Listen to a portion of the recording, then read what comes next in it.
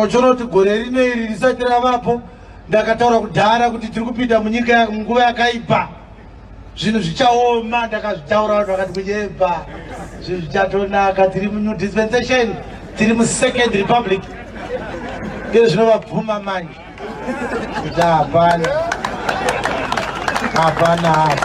adhapa.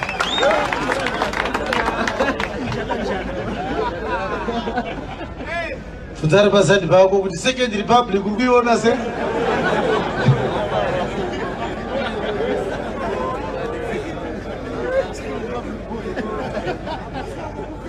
Ingozi chaiyo.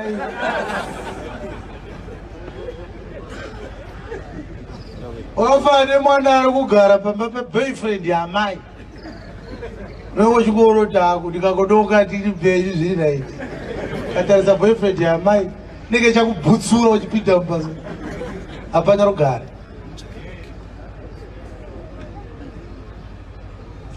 Vamunangagwa chavanongogona kuita kuchikidzira vanhu.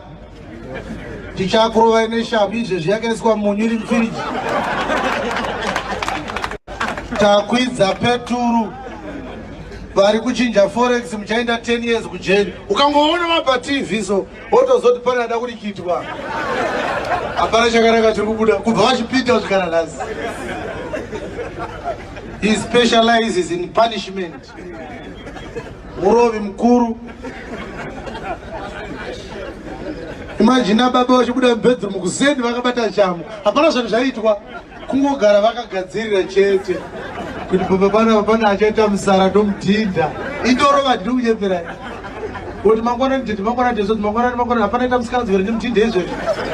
Regeri mborumwa tinda akamirira mhosva dzichaparwa pamba panapa.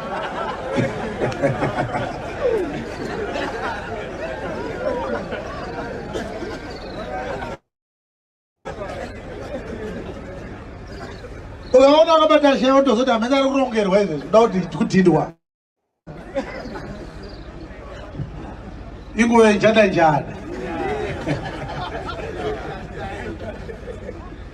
All right. Imitata vhurisa vhesi imwe. Galatians chapter 4 verse 4. Tiri kutirana nenyaya yekuti hatisi vaKristu. Tiri vana vaMwari. Zvino nguva yakati yazara kwazvo. Nguva yakati